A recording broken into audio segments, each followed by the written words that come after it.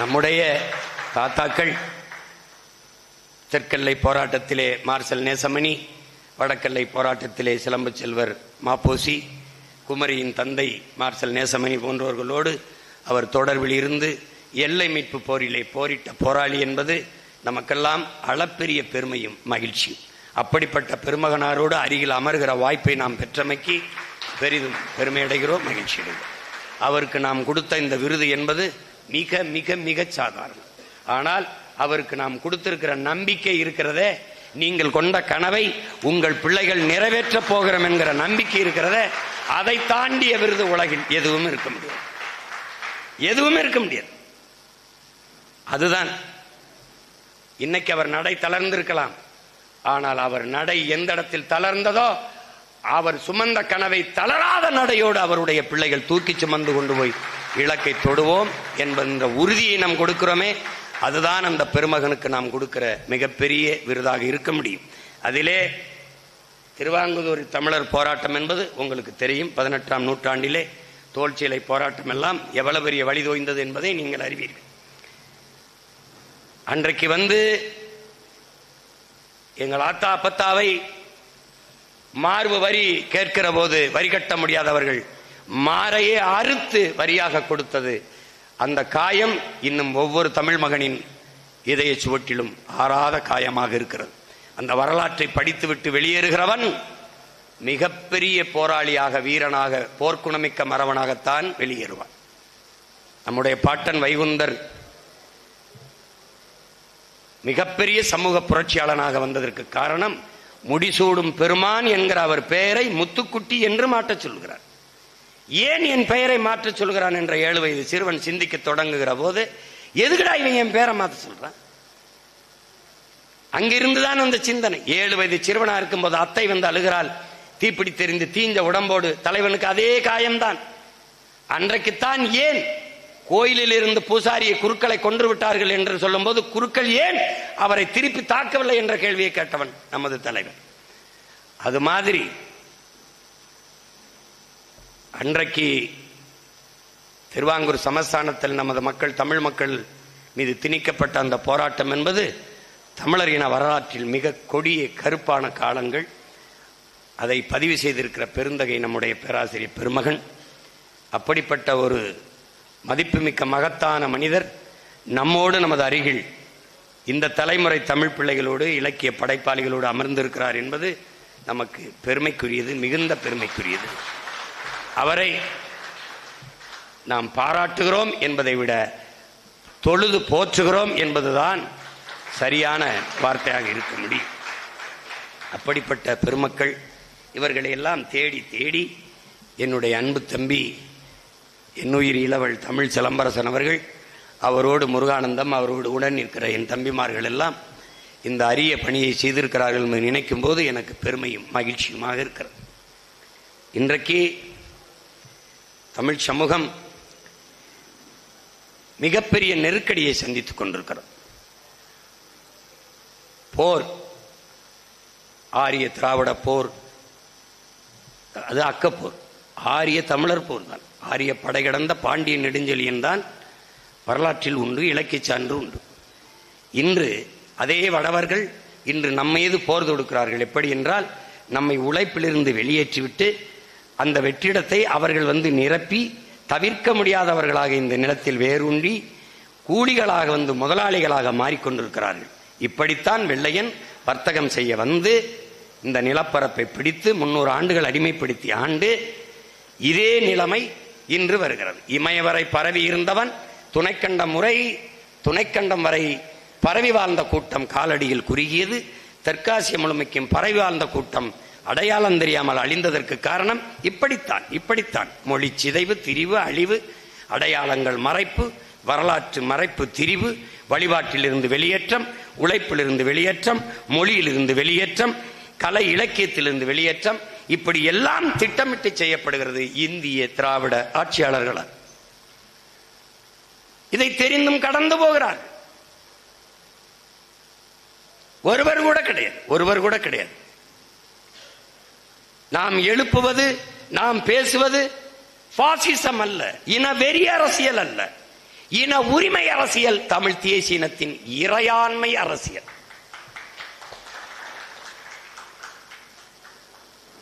நாம் தமிழர்கள் என்று ஒன்றிணைய தொடங்குவது, துடிப்பது, வலிமை பெற துடிப்பது, அதிகாரத்துக்கு வர துடிப்பது என்பது பிற இனத்தை தாக்கி அழிக்க அல்ல, சிறுக சிறுக சிதைந்து அழிந்து கொண்டிருக்கிற என் இன மக்களை பாதுகாக்க என்பதை புரிந்து கொள்ள வேண்டும். நம்முடைய அண்ணன் பழனி பாபா அவர்கள், தமிழர்களே இன உணர்வு கொள்ளாதீர்கள், இன பற்று கொள்ளாதீர்கள், இன வெறி கொள்ளுங்கள் என்று அறிவுறுத்துகிறார். இல்லை என்றால் நீங்கள் ஆளப்படுவீர்கள், ஒருபோதும் ஆளமாட்டீர்கள் என்கிறார். இங்கே நீங்கள் உணர்ந்து கொள்ள வேண்டும் ஒன்றை, என் உடன் பிறந்தார்களே, தமிழர்களுக்கு திட்டமிட்டு இனப்பற்று, மொழிப்பற்று சாகடிக்கப்பட்டு மதப்பற்று, சாதிப்பற்று ஊட்டப்பட்டிருக்கிறது. இந்த சாதிப்பற்று, மதப்பற்று மேலோங்கியதால் மொழி இனப்பற்று தாழ்ந்து விழுந்து செத்து போனது. தமிழன் என்பவன் யாரோ என்ற எண்ணம் என் இன மக்களுக்கு தோன்ற தொடங்கிவிட்டது.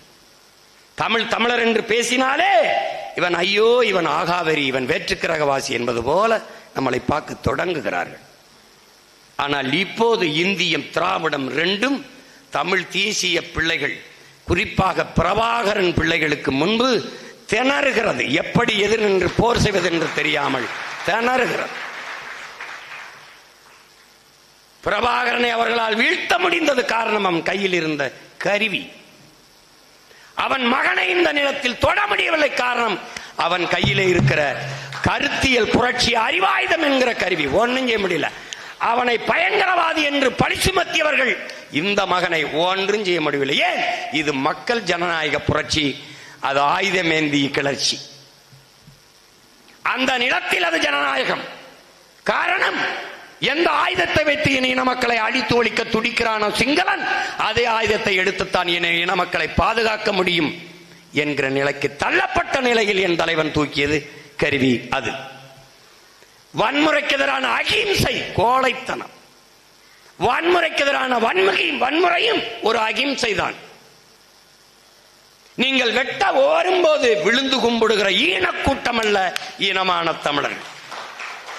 நீங்க வெட்ட நினைக்கும் போது வெட்டி முடிக்கிற மறவர் கூட்டம் இந்த தமிழ் மக்கள். அதனாலே என்னுயிர் தம்பி தங்கைகளே, நாம் செய்கிற அரசியல், எப்போது உன் எதிரி உன்னை கண்டு கொலை நடுங்குகிறானோ அப்போது உன் பாதை சரியாக இருக்கிறான் சொல்றான பிடல் காஸ்ட்ரோ. நீ போகிற பாதையில் உனக்கு ஒரு இடையூறும் இல்லையா, ஒரு தடையும் இல்லையா, நீ திரும்பி வந்து விடு. ஏன்? அது நீ போக வேண்டிய பாதை இல்லை, யாரோ ஒருவன் போன பாதை. யாரோ ஒருத்தன் போயிருக்காண்டா, அந்த பாதையில போயிட்டு இருக்கா, அது தவறான பாதை, இங்க வாடா. நீ போகிற பாதையில் இடையூறு, தடை, ஏச்சு, பேச்சு, விமர்சனம் எல்லாம் இருக்கிறதா? போய்கொண்டே இருக்கு, மிகச்சரியான பாதையில் போய்கொண்டிருக்கிறாய் என்று இப்போது கத்துவான், கதறுவான். பிஜேபி எதிர்த்தால் நீ கிறிஸ்தவ கைக்கூலி, இஸ்லாமிய கைக்கூலி. திமுகவை எதிர்த்தால் நீ RSS, பிஜேபி கைக்கூலி. தம்பி விஜய் அவர்களை எதிர்த்து நீ கேள்வி கேட்டாலே போதும், திமுக கைக்கூலி. இப்ப நாம் என்ன, எங்களை கைக்கூலி கைக்கூலி என்று பேசிக்கிட்டு இருக்கிற கூலிகளே, உங்களுக்கு கூலி கொடுத்தவன் எவன்? எங்களை பேச சொல்லி உங்களுக்கு கூலி கொடுத்தவன் எவன்? ஏன்னா அந்த பெட்டி வாங்கி வாங்கியே பழக்கப்பட்டவன், கூலி வாங்கி வாங்கியே பழக்கப்பட்டவன் இதையதான் பேசுவான். நீ எதை சொல்லு கூலி, உன்னை சிறுமைப்படுத்துவான். நீ தமிழ் தேசியம் என்றால் போலி தமிழ் தேசியர்கள். யாரு? கூலி திராவிடர்கள்.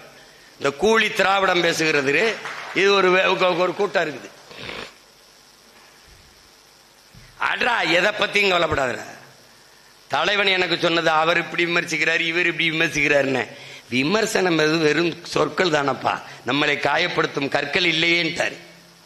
வைரக்கற்களை விட்டு விட்டு எரிந்தால் எடுப்போம், வெறுங்கற்களை விட்டு இருந்தால் தடுப்போம், அவ்வளவுதான். இதுக்கு போட்டு எதுக்கு அவன் பாட்டு பேசிட்டு போறான். ஹிட்லர் நமக்கு என்ன சொல்றான்? விமர்சனமும் ஒருவித பாராட்டு தாண்டா. யாரையோ ஒருத்தனை நீ பொறாமப்பட வச்சிருக்கீங்கிறான். எவன் உன்னைய பார்த்து அதிகமா விமர்சிக்கிறானோ அவன் தாண்டா உன்னை பார்த்து ரொம்ப பயப்படுறான்ட்டு. நம்ம ஆல்பர்ட் ஐன்ஸ்டீன் சொல்றான், உலகத்தில் எவராலும் சுமக்க முடியாத பெருங்கனவை நீ சுமர்ந்து நில், அதான்டா உலகத்தில் எல்லாவற்றையும் விட பெரிதுங்கிறான். அப்படி நீ எப்படிப்பட்ட கனவு?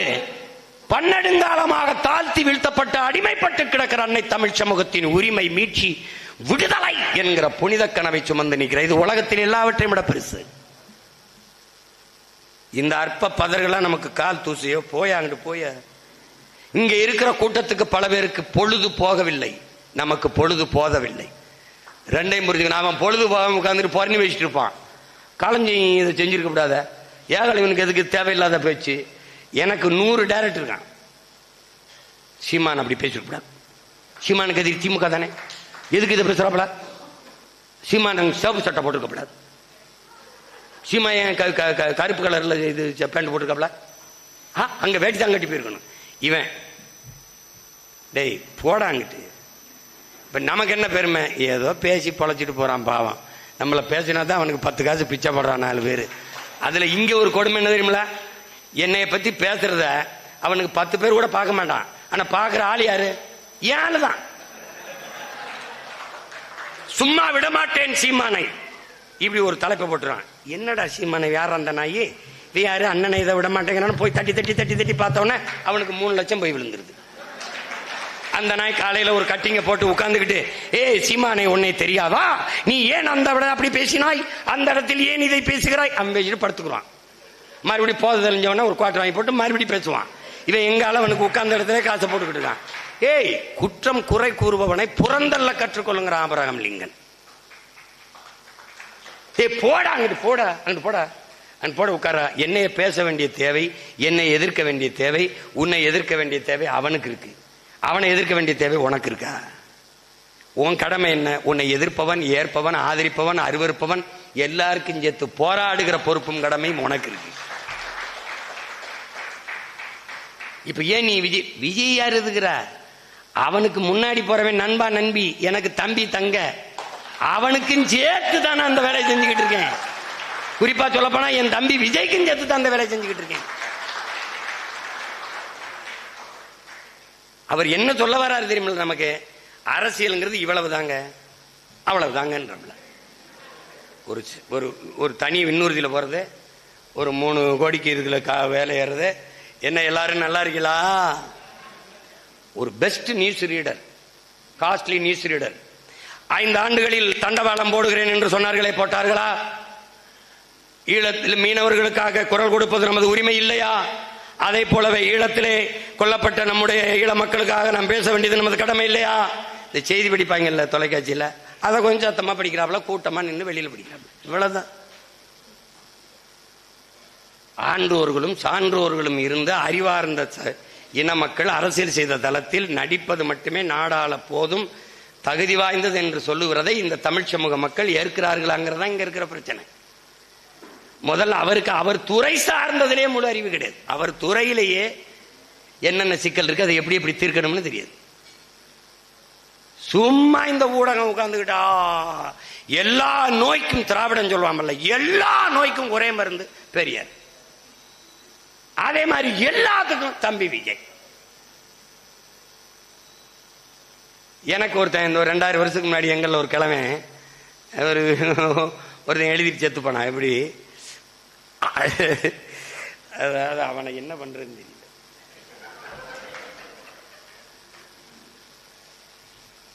மிகுதியான் மிக்கவை செய்தாரை, எப்படி சொல்றான் பாருங்க. மிகுதியான் மிக்கவை செய்தாரை தாம் தம் தாம் தம் தகுதியான் வென்று விடல், எப்படி சொல்றான் பாருங்க. இந்த மாதிரி வேலைகளை செய்யறவனை நீ என்ன பண்ணணும்னாடா, உன்னுடைய பொறுமையாலும் பெருந்தன்மையாலும் வென்று காட்ட வேண்டும்ங்கிறான். இப்ப நாங்க என்ன செய்யறோம்? அப்படியே பார்த்துட்டோம்.